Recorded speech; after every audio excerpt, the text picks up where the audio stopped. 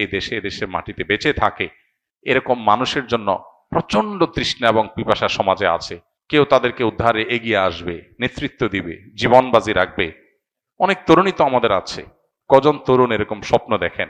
আমরা চিন্তা চেতনায় আমরা স্বাধীন হয়ে উঠতে পারিনি।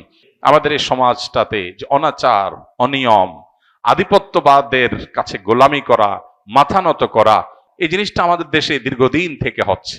আমাদের এখানে এখনো কান পাতলে চতুর্দিকে প্রতিটা ওয়াল থেকে মাজলুম মানুষদের কান্নার আওয়াজ শুনতে পাই আমরা। ইসলাম আমাদেরকে সবসময় সৎ কাজের আদেশ এবং অসৎ কাজে বাধা প্রদান করার কথা বলে, অন্যায় অনাচারের বিরুদ্ধে অবস্থান নিতে বলে। ইসলাম আমাদেরকে বলে সবসময় আমরা নিজের ব্যক্তি স্বার্থের ঊর্ধ্বে অন্যের কল্যাণ সাধনে নিজেকে নিয়োজিত করব। ইসলাম আমাদেরকে বলে আল্লাহর রাহে নিজের জীবনকে নজরানা হিসাবে পেশ করার জন্য স্বপ্ন আমরা লালন করব। তো এই বিপ্লবী তরুণ সেই কাজগুলো অত্যন্ত সুন্দরভাবে সুচারুরূপে আঞ্জাম দিয়েছেন। আমরা দোয়া করি আল্লাহ তাআলা তার ভুল ত্রুটি সবকিছুকে ক্ষমা করে মাগফিরাত নসিব করে তাকে শাহাদাতের সর্বোচ্চ মাকাম দান করেন। একজন মুসলিম তরুণের জীবনের সার্থকতা কি, এটা এই তরুণ দারুণভাবে বুঝিয়ে দিয়ে গেছেন। আমাদের তরুণদের বড় অংশ তারা ভোগবাদ, খেল তামাশা, আনন্দ বিনোদন, হেয়ালিপনা এসব কিছুর মধ্যে ডুবে থাকে। পশ্চিমারা আমাদের ধার, আমাদের স্পিরিট, আমাদের গতি, আমাদের পাওয়ার, আমাদের ইমানের শক্তি, এগুলো সবগুলোকে তারা ভোঁতা করে দেওয়ার পরিকল্পনা হাতে নিয়েছে। আমাদেরকে নারীতে, মাদকে, বিভিন্ন বিষয়ে তারা আসক্ত করে ফেলেছে এবং এই ভোগের মধ্যে জীবনযাপন করাটাই বা ক্যারিয়ার বা নিজের গণ্ডির সীমাবদ্ধ চিন্তার মধ্যে আবদ্ধ থাকাটাকেই জীবনের লক্ষ্য হিসাবে যেন আমরা বেশিরভাগ তরুণরা আমরা বানিয়ে নিয়েছি। তো এই গণ্ডি ভাঙতে পারা, ভয়কে জয় করতে পারা, মৃত্যুকে ওয়েলকাম করতে পারা, মৃত্যুর জন্য অপেক্ষা করতে পারা, এটা ইমানদারের চরিত্র।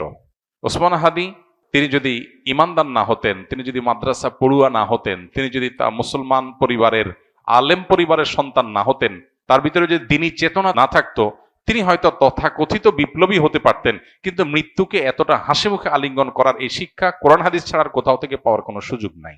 অতএব আমাদের প্রত্যেকটা যুবক কিভাবে তিনি ন্যায়নিষ্ঠ হবেন, কিভাবে তিনি দেশের মানুষকে, মুসলিম মিল্লাতকে অন্যায়ের হাত থেকে রক্ষা করবেন, আধিপত্যবাদের বিরুদ্ধে কিভাবে তিনি লড়ে যাবেন এবং ব্যক্তি স্বার্থ চিন্তা করবেন না, ফ্যামিলি স্বার্থ চিন্তা করবেন না, এগুলোর ঊর্ধ্বে উঠবেন, আল্লাহর উপরে ভরসা রাখবেন, আল্লাহর সঙ্গে সাক্ষাতের প্রত্যাশা করবেন, সেই ন্যায়নিষ্ঠ হওয়ার, অন্যায়ের বিরুদ্ধে প্রতিবাদী হওয়ার, অসৎ কাজে বাধা প্রদান করার শিক্ষা ওসমান হাদি আমাদেরকে দিয়ে গেছেন। আলহামদুলিল্লাহ, আমরা দোয়া করি আল্লাহ তাআলা তার শিক্ষা আমাদের জীবনে ধারণ করার তৌফিক দান করুন এবং আমাদের সবাইকে তার যে ভালো গুণগুলো আছে সেগুলো অর্জন করার। তার মতো আরো অনেক তরুণরা আমরা নিকট অতীতে দেখেছি, তারা দারুণভাবে নিজের কাজটা করে যেতে পেরেছেন, আদর্শ স্থাপন করতে পেরেছেন। আমরা তাদের সবার জন্য দোয়া করি এবং তার শোকসন্ত পরিবারকে আল্লাহ তাআলা সান্ত্বনা নসিব করুন এবং তার আদর্শ যেন হারিয়ে না যায়। ওসমান হাদিরা যেন যুগ যুগ ধরে এই দেশে এদেশের মাটিতে বেঁচে থাকে। এদেশে মানুষের বড় বেশি তৃষ্ণা, বড় বেশি পিপাসা, কেউ তাদেরকে উদ্ধারে এগিয়ে আসবে, নেতৃত্ব দিবে, জীবন বাজি রাখবে। অনেক তরুণী তো আমাদের আছে। কজন তরুণ এরকম স্বপ্ন দেখেন? কজন তরুণ এই সীমাবদ্ধ চিন্তার ঊর্ধ্বে উঠেন? ওসমান হাদি বলেছেন তার বাবা তাকে উদ্বুদ্ধ করেছেন, তার বাবা তাকে উৎসাহিত করেছেন, তার বাবা তাকে জেনারেল শিক্ষায় যেতে বলেছেন, অনুমোদন দিয়েছেন এই শর্তে যে তুমি অন্যায়ের বিরুদ্ধে লড়াকু সৈনিক হবে। তার পরিবার থেকে তিনি পরিপূর্ণ সাপোর্ট পেয়েছেন। তো কয়টা পরিবার এরকম আছে, কয়টা মা বাবা এরকম আছে যে বাবা তুমি কেরিয়ার গড়ে অনেক টাকা পয়সা কামাই করবা, অনেক বড় পদ চেয়ারে যাবা, আর আমরা ভোগবাদে ভিতরে থাকবো, আমরা সেগুলো ভোগ করব, ভাবসাব হবে, সামাজিক অবস্থান হবে, এগুলো আমাদের টার্গেট না। আমাদের টার্গেট তুমি মানুষ হও, ইমানদার হও, আল্লাহ ভীরু হও, আল্লাহ ছাড়া কাউকে পরোয়াকারী হইও না, সমাজটাকে পরিবর্তনের জন্য চেষ্টাটা করো। ইমানদারের সার্থকতা হলো সমাজ পরিবর্তন করার চেষ্টা যদি সে করে, চেষ্টা করতে না পারলেও আল্লাহর কাছে সব পরিপূর্ণভাবে পেয়ে যাবে। নবী করিম সাল্লাল্লাহু আলাইহি ওয়াসাল্লাম একটা হাদিস রয়েছে, কোন ব্যক্তি যদি শাহাদাতের আকাঙ্ক্ষা লালন করে, শাহাদাতের তামান্না লালন করে, কিন্তু তার মৃত্যু যদি হয় বিছানায় স্বাভাবিক মৃত্যু, শহীদ যদি সে হতে নাও পারে, আল্লাহর কাছে শাহাদাতের মর্যাদা সে পেয়ে যাবে। অতএব স্বপ্নটা ইমানদারের বড় হতে হবে, চিন্তাটা পরিবর্তিত হতে হবে, চেতনাটা শানিত হতে হবে, পবিত্র হতে হবে, চিন্তাটা উন্নত হতে হবে। নিচু চিন্তা, সীমাবদ্ধ চিন্তা, ভোগবাদের চিন্তা, মোজমাস্তির চিন্তা, শুধুমাত্র হাসি তামাশার চিন্তা, এটা মুসলমানের চিন্তা হতে পারে না। মুসলমান আব্দুল ইবনে ওমরের, বেলালের, আম্মারের, সোহাইবের, ওমর রাদিয়াল্লাহু তাআলা আনহুর, আব্দুল ইবনে আব্বাস রাদিয়াল্লাহু তাআলা আনহুর, খালিদ ইবনে ওয়ালিদ রাদিয়াল্লাহু তাআলা আনহুর, মুসআব ইবনে ওমর রাদিয়াল্লাহু তাআলা আনহুর আদর্শের সন্তান। তারা জীবন বাজি রেখেছেন, সব উৎসর্গ করে দিয়েছেন। আর ভোগ বিলাস এগুলো তো অন্য 10টা ছেলেও করতে পারে, আত্মত্যাগ সবাই করতে পারে না। সামান্য ক্যারিয়ারের চিন্তা নিয়ে আবদ্ধ হয়ে থাকা, সীমাবদ্ধ চিন্তার মধ্যে আবদ্ধ থাকা, এটা তো পৃথিবীর সব যুবক তরুণী করে। আমি ব্যতিক্রম, আমি ইউনিক, আমি ভিন্নতর, আমি মুসলিম, আমি অন্যরকম, এই বিষয়টা সবাই পারে না। এটার জন্য দরকার কোরআন এবং হাদিসের ইন্সপিরেশন, এটার জন্য দরকার কোরআন হাদিসের শিক্ষা, এটার জন্য দরকার হলো পারিবারিকভাবে সাহায্য, তাদের সহযোগিতা, তাদের সমর্থন। আল্লাহ তাআলা আমাদের তরুণদেরকে সবকিছু হাসিল করার তৌফিক দান করুন।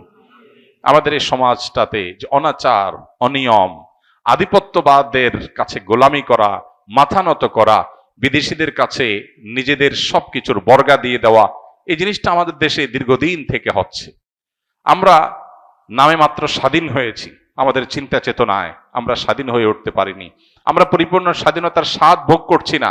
আমাদের এখানে এখনো কান পাতলে চতুর্দিকে প্রতিটা ওয়াল থেকে মাজলুম মানুষদের কান্নার আওয়াজ শুনতে পাই আমরা। আমাদের এখানে এখনো ন্যায় বিচার প্রতিষ্ঠা হয় নাই। আমাদের এখানে অন্যায় করে এখনো মানুষ পার পেয়ে যায়। এগুলো থেকে উদ্ধার করে একটা সুন্দর সমাজ বিনির্মাণ হবে, অন্যায়ের বিরুদ্ধে মাথা ছাড়া দিয়ে মাথা উঁচু করে কথা বলবে, এরকম মানুষের জন্য প্রচন্ড তৃষ্ণা এবং পিপাসা সমাজে আছে। দরকার কিছু তরুণের, দরকার কিছু যুবকের। আল্লাহ তাআলা শরীফ ওসমান হাদির মতো কিছু যুবক আমাদেরকে তৈরি করে দিন।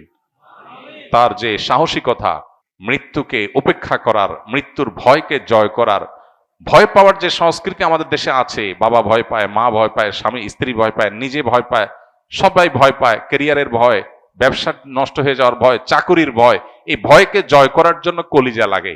আল্লাহ তাআলা সেই কলিজা, সেই সাহসিকতা, সেই ইমানের শক্তি আমাদের সবাইকে নসিব করুন। এবং আবারও দোয়া করি আল্লাহ তাআলা এই বিপ্লবীকে, এই তরুণকে তার ভুল ত্রুটিগুলোকে মাফ করে কিয়ামতের ময়দানে শহীদদের কাতারে সর্বোচ্চ সম্মানের সাথে তাকে শামিল হওয়ার তৌফিক দান করুন।